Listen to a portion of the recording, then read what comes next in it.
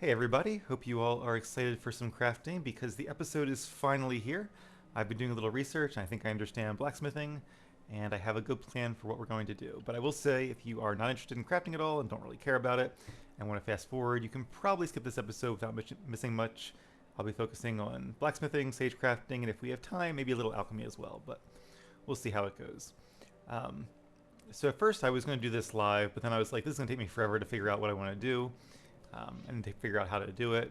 So I spent about 3 hours earlier tonight. I did some research. I looked around trying to find what components do I have, which one do the shopkeepers have, and I even went to a few different shopkeepers um, around uh, around the plains of Erethel mainly, and Issa as well. So let me give you guys the rundown of how it works. And I think we saw this before when we did or tried to do that one quest. So basically, if you make a weapon, for example, a scepter, which we're not going to make, but just as an example, you have to have two components, and you can choose up to three more components. The third one being a gem, and we actually don't have any gems that are the appropriate type for this right now, at least not on our person, which is why that slot is not available. You can do just the first two. So, for example, we can make, let's see, which one does more damage? This one does more damage, and then we could choose one of these that does a bonus amount of damage. Like, for example, this does some pretty good frost damage, and you kind of have like a hybrid there of the different types. You do like a fire slash frost scepter, which I guess is kind of cool, but we're going to lean a little more towards lightning in this one. Then you can choose, something that gives it maybe, you can do 80 more health with this one. This is one of the best ones I have. Plus more health, whatever. And then you can name it, and you can even compare it to what you currently have. And obviously, craft weapons are pretty good, even though we don't have like the best pieces for this one. Actually, 6% damage is nice. Where did I get that from? Now I'm kind of like interested. Because I don't think I had one of those. Was that from the original staff? I don't think it was. Well, now I'm really curious. Because we had the... I think I did the... I don't remember now. Base damage one? I wonder if some of it's just like innate to the staff then. Because I don't think anything I had on there had plus 6% damage. But anyway, I'm not going to worry about that. So a few of these we actually don't have some of the core components for. Like there's a ring or whatever you call it, a disc you need for chakrams. But I do have a strategy for getting those for the ones that we don't have. Alright, so now that that's said, I'm actually going to switch over to the spreadsheet I made and kind of explain our plan for today. Give me 1 second here. Alright, so there's my spreadsheet. So on the left here, I just wrote down what our current stats are just for comparison. This is me experimenting with, like, if you have something that gives you 20% more mana, here's how much it would give me. Although it would really be more because we'll be getting more base mana and more base health from some of these upgrades. So then here, I've written the items I want to craft today. A longsword, a chakram, either a helm or a cow. I'm leaning towards cow actually because it gives 50% mana regen, and it's hidden, so it really doesn't matter because I really want that heavy armor look for this part of the game. But having a little bit of mana regen would be nice because otherwise we'll just have to keep using potions. A cuirass, chouses, gauntlets, greaves, and I'm thinking a kite shield, even though talisman might be slightly better in this case, but I kind of like the look of a kite shield, and we've been using a talisman for a while anyway, and we'll go back to using a talisman, I'm sure, once we become full mage. So I think kind of going with like the knight or paragon look, the kite shield will be more appropriate. So each of these items is made of 5 different pieces if you include the gem. So the longsword has a blade and a hilt, and then some bonuses from rivets and grips, and then a gem. Now you can't make a slot in custom gear, like a gem slot, but you can actually use one of your gems you already have, like baked in, to kind of give it the same effect. So you can't make anything with multiple gem slots, but I suppose these other upgrade items kind of take that same purpose anyway. If you could, it would be overpowered. It would be cool if there was like a lining of, I don't know, lining of vacancy or something, and you could use that to give it a moddable gem slot, but it does not seem to be the case. Same thing with the chakram, disc, handle, binding, grip, and gem. So Where should we start? Okay, so each of these has kind of a custom piece. Like blades are all for long swords, discs are all for chakrams, headdresses are for helms or cowls, and I think. Okay, so if we salvage a gear, we can get. I'll get to that in a second. A chest piece for a cuirass, etc. So, like, I think these are all unique. Where a guard is only for a kite shield, a heal is only for greaves, etc. And then handle and hilt. I think there are a few different things that use like hilts and handles. Like a longbow might also have a handle, or a dagger might also have a hilt, for example. They're not as unique as like the blade or disc is, but of the items we're crafting today, we only need one hilt and one handle. So the ones I've highlighted are the items we're going to actually get. So for the longsword, we don't have, as you can see, if I go back to my screen here, so you can see for the longsword and the chakram, we're both missing the core piece, the blade and the disc. But I do have a plan to get them. Kind of a risky plan, but we're going to go for it. So for the blade, we can purchase an Azurite level blade from the wife merchant here in the Prowl, whatever the shop is called. It's yeah, I'll show you again. Stand by. You guys recognize this place we were before. The Pride of Pryderi, which is sort of like the best place in the Plains of Erythel, and maybe the best place in the game for blacksmithing, because you have two merchants that are really helpful there, and a blacksmith forge. And even though there's not like a Sagecrafting altar here, there's one right across the way, so we can run to that if we need to. And these guys seem to have fairly high level stuff, at least for this point in the game. Alright, going back to the other screen again. So, alright, and hopefully by seeing this, if you guys are playing as well and don't know how to craft, then you'll figure out how to craft through this. It is fairly intuitive once you get the hang of it. And if you don't care, then at least you can get an idea of what our plan is for making our new set of gear. So Azurite is a pretty good quality of steel or metal, whatever the blade material is. I think it's like middle of the pack or maybe slightly above average. So for this point in the game, it's pretty much on par. So that should do some pretty good base damage. And then we have a master damaging hilt, which does 22 more physical damage. We have some other options as well, but of the ones I looked into, that was the one that I found most appealing. Then when you get to the other things, like rivets, grips, bindings, etc., there's a lot of overlap between your armor and your weapons. For example, rivets are used in longswords, in helms and cowls, in cuirasses, chouses. Honestly, everything I think uses rivets, it looks like. I guess not chakrams, but most things do.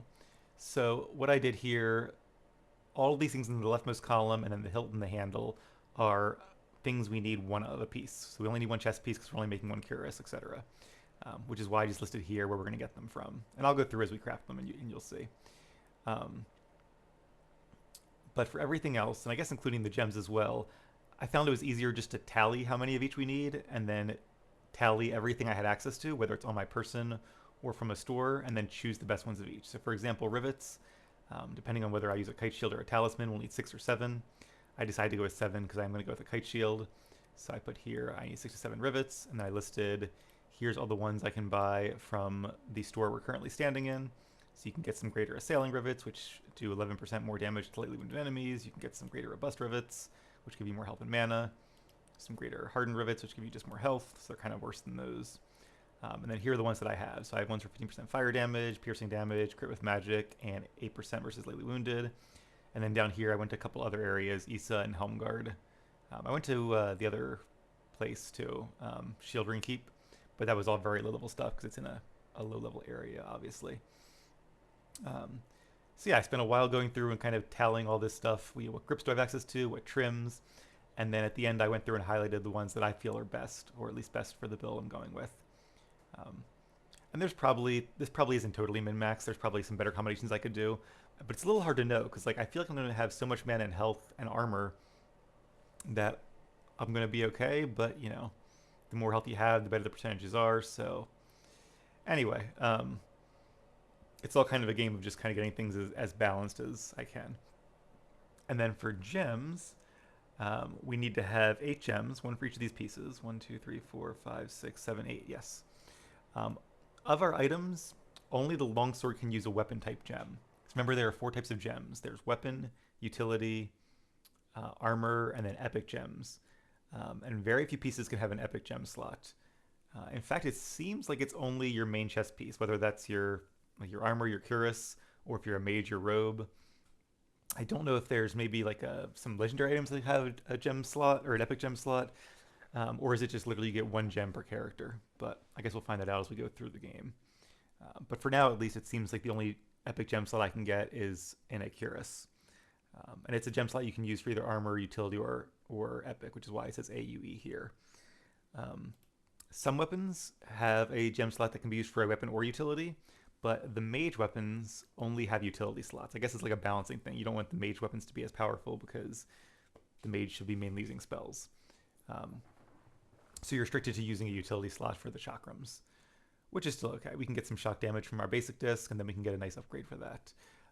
Everything else, also the shield is only utility, it can't be armor. But everything else, you have a choice if you want to use armor or utility, it's up to you. So for our weapon gem, we're going to craft a gem of Tempest, which is the most powerful lightning gem. It does 45 damage. You can make a frost gem that does 48 or a fire that does 50, so a little bit better, but I guess that kind of compensates for the fact that less enemies, I think, have resistance to lightning. So the fact that it does a little bit less damage overall, I guess is sort of a balance there. And I still plan to go in fire magic for when we go a full mage build, mainly because we have more fire spells. But for this, I think lightning will be fun, and we'll still use Mark of Fire and everything, but we probably won't be able to get Meteor, the ultimate fire spell, until we go full mage. So it kind of works out. I think we probably can get, again, let's switch back to the game. Again, we probably can get Lightning Storm if I go to abilities. How far are we from that? So that's here, 50 points. Maybe with one more might point, we'll kind of beeline for that, but I'm not sure yet. We'll see how that goes. I'm still not sure when I'm going to switch from this build to full mage. Alright, sorry for the dark screen to light screen. I know it was kind of blinding. I'll try to warn you guys when I switch next time. Alright, so we're going to do the Gem of Tempest for that, and then we only have one epic gem. I should have highlighted this actually.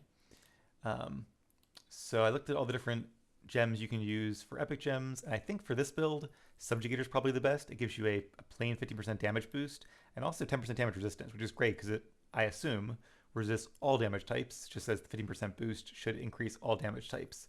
So whether it's our longsword, or the piercing damage from the chakrams, or the damage from our earthquakey thing. I don't know if it increases the damage that Axii, our Fairgorda, does, but I would assume so. So it seemed like the best bet. There are ones that give like 20% more fire damage or things like that, and maybe we'll use one of them next time, but for this build, I think that's going to be the way I go. So that leaves 6 more slots where I could use armor and up to 4 of them, and then all 6 of them could be utility. So down here on the right, I kind of just listed what the armor and utility gems were I was considering. So there's only one armor gem I would consider, and that's the Flawless gem, which gives you 30% armor boost. And I think we'll make one of those just because, you know, we're gonna have so much armor anyway from being a heavy build. 30% on top of that is gonna make us like a super tank. So I'm really curious to see if enemies can even like damage us that much. We might need to go onto very hard difficulty. But we'll give it a try and see how it goes. And if we get to very hard, and even that's like laughably easy, maybe I'll find other ways to nerf myself. Maybe I just won't use potions anymore, or only use regen potions, or I don't know. I guess worst case, I could just make weaker armor. But we'll see how it goes. I'm also not sure how the look of this armor will be. I assume it's just going to be, yeah, I don't have a choice for it. So we'll just kind of have to see and cross our fingers that it turns out looking halfway decent. My guess is it will. Most of the armors in this game are decent looking. And hopefully it should color match, although I'm not sure if there are materials that are the base. I'm a little worried. So I was tempted to do a 20% health or mana because that's a nice big boost for a utility gem for the best ones. But in the end, I decided to do 2 health regen gems. I was going to just do 1 for a while, but I decided let's do 2 because that's 4 health a second. And like in a minute, that's basically our full amount of health, give or take. Right? Yes. No, not quite. That's 240. But still, that's a lot of health. So it'll help us not only when we're running around the open world between fighting bouts, it'll also help us like when you're in a cave and while we're looting stuff and doing chests. Our health will be regenerating between fights. And even in a fight, like a long boss fight, being able to regen 240 health is probably better than just having a little more health to start with. And then I was going to do one each day and night gems. And the reason for that was I don't usually like the gems that are contingent on, certain types of enemies or a certain time of day. But when I was looking through the grips, some of our best grips do give a bonus to night damage. So I figure, okay, I'll use 2 of these. That gives me 20% to night. And then I'll use one more of those, 40% total and 40% day. Basically, between these and these, we have a plus 40% damage boost across the board. So not only will we be very tanky, we'll also be doing tons of damage. Yeah, we might be OP, but we'll see how it goes. So that's the gems we'll be crafting. And then, yeah, I guess, I'm not sure if I should do this. I wish I could do like multi-screens at once so you guys could see this chart. I guess what I'll do is, if you guys want to take a screenshot of this or something, here it is. You can pause the video. And then you can bring the screenshot up on your second monitor if you have one, or you might not even care, I don't know. But here's what we'll be getting. Here's things I looked into, and I will be using this on my other screen as a guide while we actually get back to the game and do it. So, all right, heading back to the game now. We are already about 15 minutes in, so let's get to it. So first things first, we need a blade. I'm just gonna kind of go in order here so I don't lose track. Give us a wink, love. Drives my rusty nail. Does it now? Okay. So we are going to buy an azurite blade from her. Just one, don't need 8. Just making 1 sword today. And probably the only one we'll make all game, although I'm not really planning to do crafting too much. I think I'm going to do it like this one time, and then when we respec, I'll do some really good mage stuff. And then maybe if the DLC gets better crafting materials or something, I might make new stuff then, but we'll just kind of see how I feel at that point in the game. All right, so we have our blade, and we already have our hilt for 22 more physical damage. I guess next we need to go make our gems. Farewell. So let's go do that. And we do have a ton of shards, so I think we should have enough. If we don't, we could be in trouble, but Curios, talismans, items of power. again, we'll see how it goes. I was also thinking about doing, instead of day and night, my original plan was to do the gems that do better against enemies with a lot of health and enemies with a little bit of health, because they don't use magic gems for those. We could save the magic gems for later on in the game since they seem to be among the better ones. Strengthen shards. But I'm not really sure how the mechanic to that works. Like, is it, when it says lately weakened opponents, does that mean like not 100%? I would think it would. I would think it would be like more than half health, you count as a lately weakened opponent, and then less than half health, one of them probably includes 50%. That would be a severely weakened opponent, or whatever they call it. So I would think that having 2 of those gems would give us a always damage boost, but I'm just not sure. And people online weren't really sure either. There was one guy on one post that sounded pretty definitive, like it was working the way I thought it would, but he didn't like cite a source or anything, so I'm not going to bank the rest of the game on that. So we'll just play it safe, and we'll do the day and night, because I'm pretty sure that that's fine. Also, just FYI, daytime is longer in game, or so I've read. So if you're trying to decide, should I do day or night, I'd lean towards doing day. I just don't like being like, oh, it's nighttime, I'm going to be weaker until it gets light again. I'd rather not have to worry about that. All right, so we probably do need to combine a good amount of gems here. And that's the wrong gem. I keep doing that. It keeps scrolling on me when I finish one. I should have had my laptop with me, which I don't, but I can use my phone.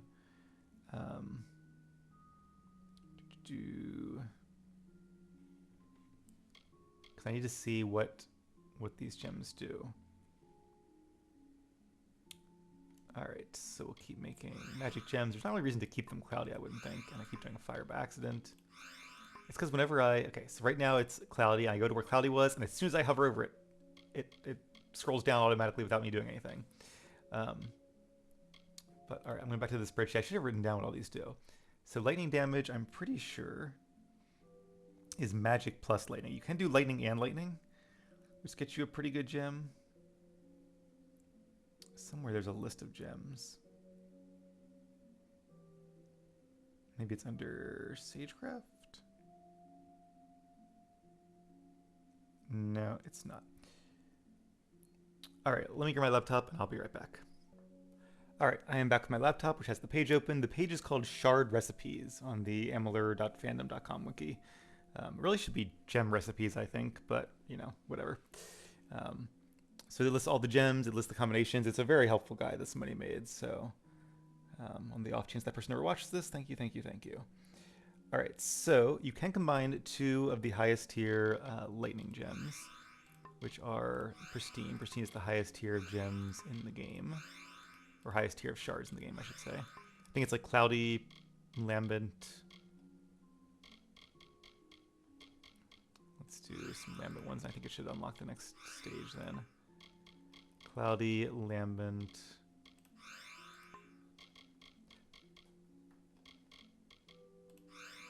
Pristine. Maybe Pristine's not the highest.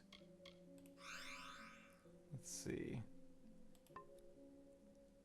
No, I guess it is. I guess it's just Cloudy, Lambent, and Pristine. I thought there was a 4th tier, but only the 3.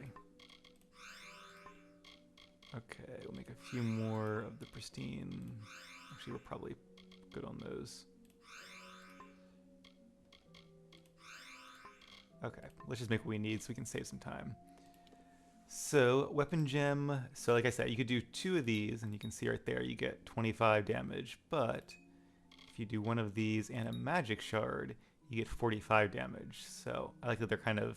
This one enhances the lightning effect. And this is the best lightning gem in the game for weapons. At least I'm pretty sure it is. And that's what we now have, Gem of the Tempest. So, we also need a epic gem. And we have just enough skill for that. So the epic gem, I would like the subjugator gem, and let me just find the recipe for that. There's weapons, epic. So epic has things like you have a chance to shock or poison your enemies when they attack you. There's one that's plus 20% fire, ice, and lightning damage. I'll probably go for that as a mage, because most of our damage will be elemental. But for this one, I like that this will also affect our melee damage, even though it's only 15% instead of 20. And I like that it gets the damage resistance as well. So there's also ones that unlock the tier of ability, the first tier of your abilities, or +1 to all mage abilities, +1 to all sorcery, might, finesse abilities, etc. But you can read the list yourself. Where is the subjugator one? I must be scrolling right past it here. You can get more XP.